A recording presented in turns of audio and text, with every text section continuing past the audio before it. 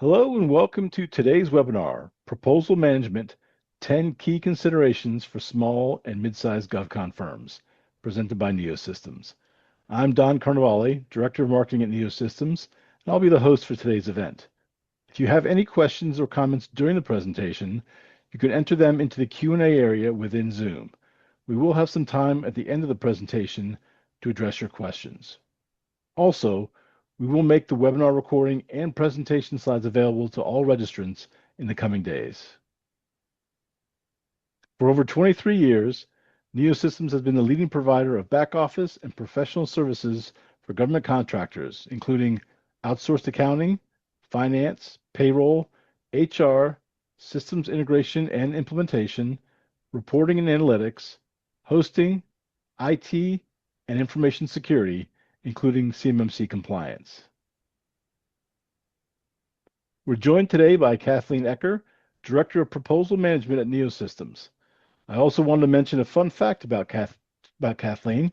She has been with NeoSystems for almost 7 years, and in that time, she's completed 581 internal proposals, of which 120 were RFPs. Here's a quick look at our agenda for today. We'll discuss why proposal management is so important for smaller and mid-sized government contractors and talk about the proposal management thresholds.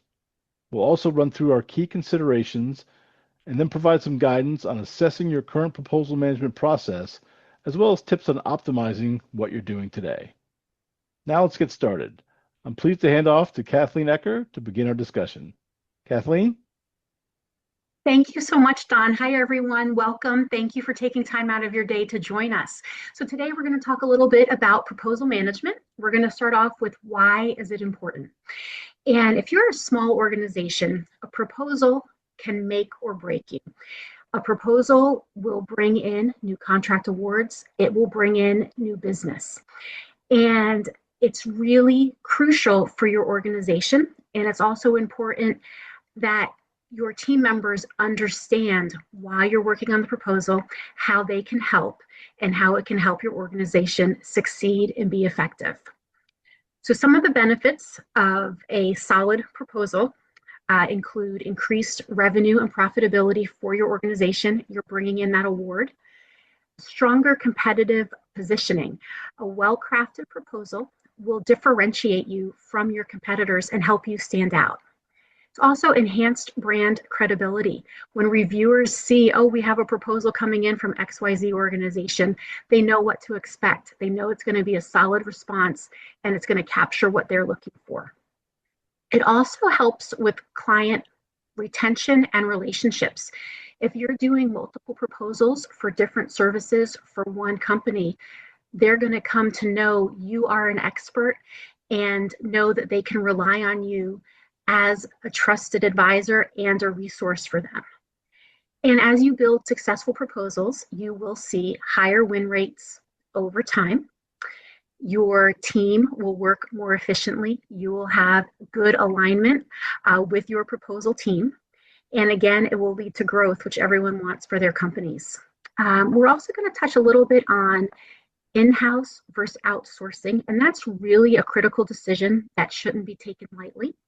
And next, we're going to introduce the concept of proposal management threshold. Don, can we go forward to the next slide? Thank you. So right now, you're going to be seeing on your screen a poll that's going to pop up. At your convenience, please answer the 2 quick questions, and we're going to leave that up there for a few moments. And we just want to get a better idea of what your role is at your organization with proposal management, and as well if you're familiar with proposal management threshold. Have you heard of this before? A proposal management threshold is going to be different for each organization, and it's also going to vary for each RFP or proposal that you're doing, because not everyone is alike, right? Each one is a little bit different. So some of the things that are important with your proposal management threshold, it's the tipping point where the size, the complexity, the importance of this RFP, of this proposal, exceeds your team's ability, where it's your capacity to work on it, or maybe your expertise to complete it successfully and compliantly. Some of the factors, they include the contract value, the number of stakeholders. Are you partnering? Do you have to have a partner to win the award? The compliance requirements, deadlines, everyone's best friend when we're doing a proposal, specific content needs, as well as the delivery method. It might be 2026, but we still do have some RFPs that require printing and binding and shipping. So, and that's one thing you do need to be aware of and build in extra time into your schedule when you're working on the proposal. So Don, if we're ready to go to the next slide. So thank you, Don. So now we're going to talk about some key considerations for proposal management when you're building out your proposal process, whether you're new to proposals or if you're seasoned, there are always some things you can do to improve that. So one thing you're going to want to look at is the complexity of the RFP. Does this have multi-volume? Do you have to do a technical volume, a pricing volume? Do you have to include resumes or bios or references? You want to make sure that you have everything aligned and the same voice. You want to write it in one voice, and you want that to carry through all those different volumes. So your reader, your customer at the end, understands clearly, and they can find things very easily in the volumes. Formatting control. Does your RFP require a certain font? Does it require certain margins? Does it require a page limit? All of those things you want to make sure that you capture and you carry over throughout all of those different volumes in your response. The contract value and the strategic importance to your organization. Is this a make or break deal? Is this a government award that's going to open up the door for future awards? Is this the first time that you're partnering with an organization and it looks like it can be a fruitful partnership for both companies? You want to make sure that that messaging is there and it differentiates you from your competitors, and you want to position yourself for long-term success. Your availability of your team, your SMEs, your subject matter experts, your pricing specialist. You cannot complete a successful RFP or proposal without these folks. You want to make sure that they have availability and they're there for the long haul. They can complete their assignments and that they can be there for the review process as well. Compliance requirements. This is huge. You don't want to have your RFP response thrown out without even being looked at because you weren't compliant. And that can be something as simple as it must have a cover letter that states certain things on it. You must use Times New Roman 10-point font. If you don't meet those compliance requirements, they're not going to read what you submitted. And a tip that I have that I like to do when I'm doing my proposals, and I've been doing this for some time, and this is something that I still do. When I get an RFP in, I read through it at least 3 times. The first time I read through it, I'm looking for things that jump out at me. When is it due? Is it due less than 2 weeks from today? That's a really tight turnaround. What are the requirements? Do we meet all the requirements that even warrants us to bid on this RFP? Then I'm going to read it through a second time. The second time, I'm looking more at the content. I'm looking at the scope of work. I'm confirming, okay, this is in our wheelhouse. I'm kind of starting to think, who on my team am I going to need to work with to get writing assignments to get content from? And then that third time, I map it out. That's when I'm building my compliance matrix, and I am listing out, page 2, section 4, this is what's required. And I'm tracking who I assign it to and when I'm asking them to have their delivery of their material to me back. So it's really important to do that all in advance, and this way you have no surprises. It's also important to share that with your team members so everyone knows when everything is due, everyone's on board with the same page. Another thing I like to suggest is to work backwards. What I mean by that, if your RFP is due June 15th at 12 p.m. Eastern Time, you're going to need to look at your calendar and see when you want to have that final white glove review. Maybe you want to have it a day or two before. Then you're going to have to give your team an internal deadline that's before that date to allow you time to polish it and make sure all the questions have been addressed and there are no holes in your document before you do that final white glove review. So backing it out that way, don't tell my coworkers, but I also do give them fake deadlines. In this way, I always have a buffer and we're not scrambling. It is a wonderful bonding experience to work with coworkers and pull all-nighters. You get to know each other very well. One of my first major RFPs when I first joined NeoSystems was a very large RFP.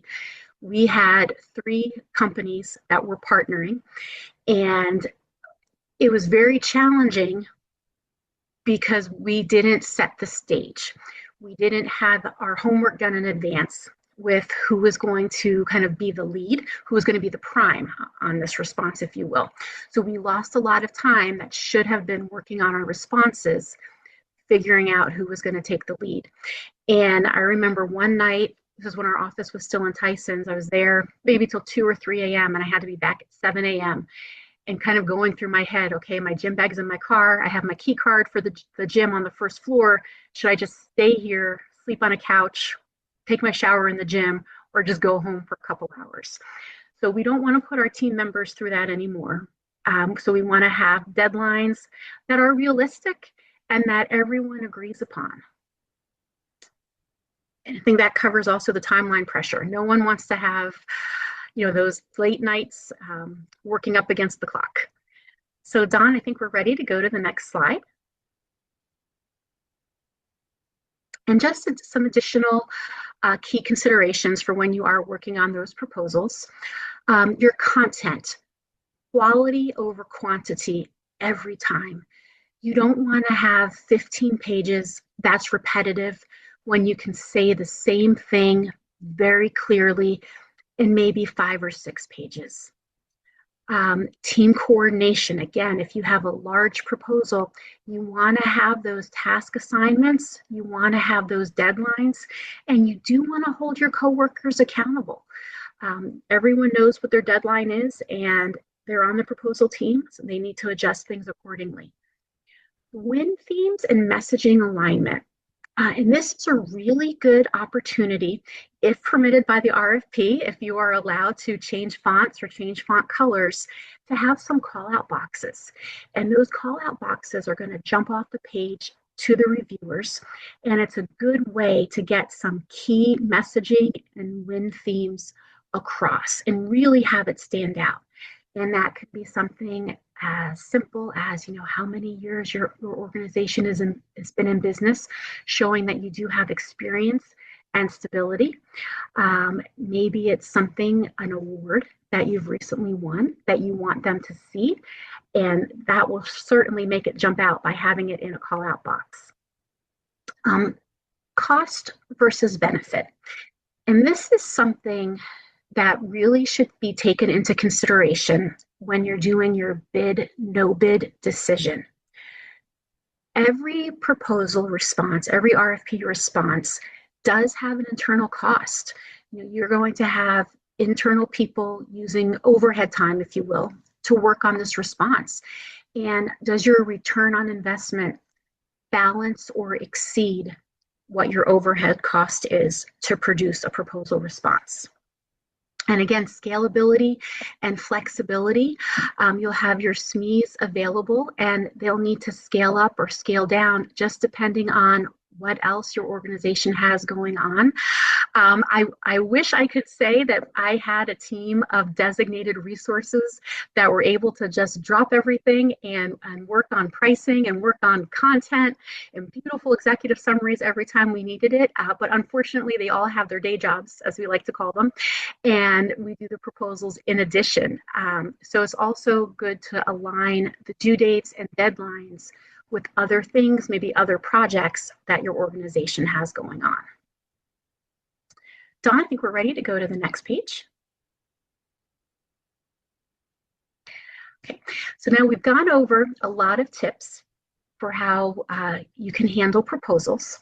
One thing that is definitely recommended before you make any changes to your proposal program or your process is to assess your current process before you fix it.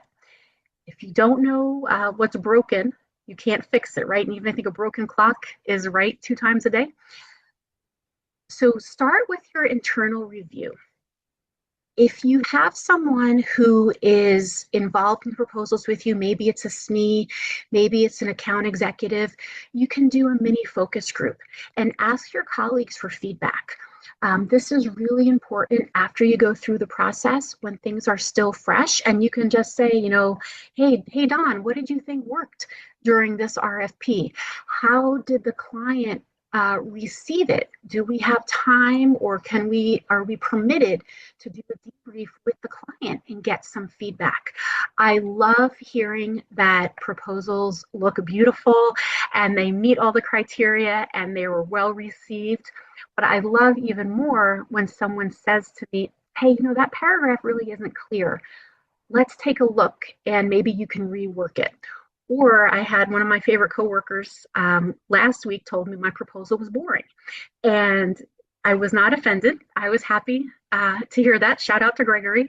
And we took our response and we added an infographic and we created some really cool graphics. And I think it was one of the best RFP responses that we've put together. So even little feedback like that can make a huge difference. And I'm hoping that infographic will help us stand out from our competitors. I think we're ready to go to the next slide, Don.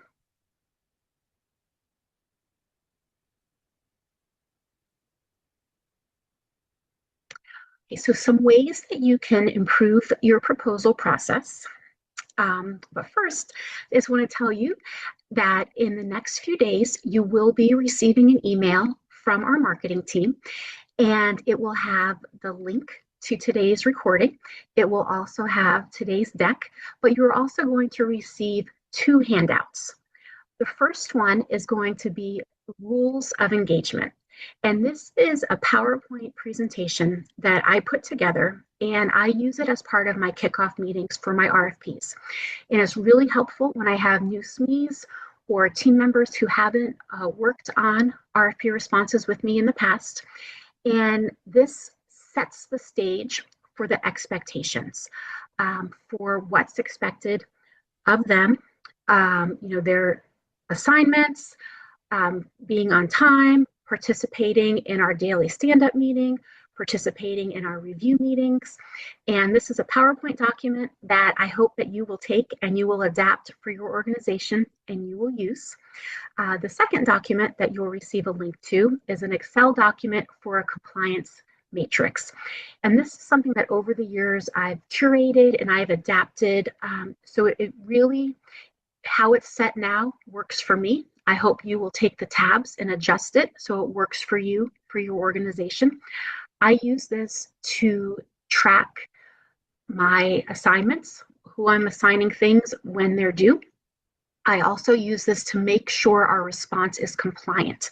If there's something that their RFP says shall be answered, it's on there. And I do a cross check for where it's referenced in the RFP itself, and then where I'm putting my response in my proposal document. I also use this to track my questions. A lot of times when you're doing a big RFP or a proposal, you have the opportunity to submit questions, clarifying questions that help you build out your response. I have a tab on there that tracks that. I also have another tab that tracks key dates. And this is my snapshot that I can pull up very quickly. And I give my team access to this, and they can see, okay, when are the questions due? When will the responses be issued? When is our submission due? When is the award anticipated? And we have everything all in one spot. So I hope you'll take those tools and I hope you'll use them. And I hope they'll bring you success with your proposals. Um, some other tips for improving your proposal process is to have an internal champion. And this might be your supervisor. It might be someone on the executive or leadership committee of your organization. But it's important to have someone that understands how proposals work and the benefits of them and how proposals benefit the organization as a whole. We touched on the rules of engagement. We touched on the compliance matrix, a content library. Having a current content library will help you have smoother proposals. It will help you to pull information in your content library, depending on your organization. It might be in SharePoint. I have organizations I've worked with in the past, they put everything in an Excel and they use it that way. Or you can have a software tool. There's lots of tools on the market today that will be an online content library for you that you can manage. And NeoSystems, about 3 years ago now, we did move to a tool.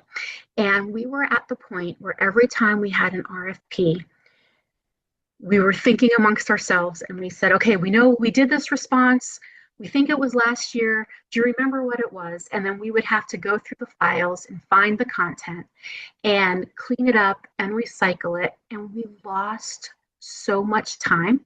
And I always used to joke with my supervisor at the time that I was NeoSystems single point of failure because everything was in my head. And that's not a good place to keep things. So by having things in one repository that everyone can access makes it much smoother for the process. And Don, I think we're ready to go to our next slide. So one thing we did want to touch on is outsourcing or staff augmentation for your proposals. And this is something, when your proposal threshold is being challenged and you need some outside help, this is something that's definitely worth considering. If your internal team is struggling, it might be worth looking at an outside source to help you. One thing, though, you do want to take in consideration is that the provider meets you where you're at. You want to find a provider that does offer the full proposal services from beginning to end, but then you also want to make sure that they also offer staff augmentation services. Maybe you have something that you don't need the full support in, but you just need the compliance review. So you want to have someone that will work with you and, again, meet your organization where you're at. Don, I think we're ready to go to the next slide and take some questions.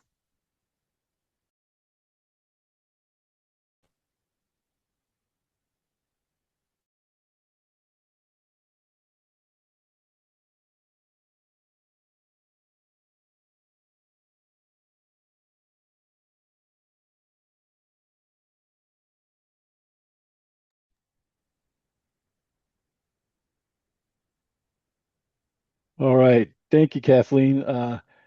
Great presentation. A lot of great information shared there.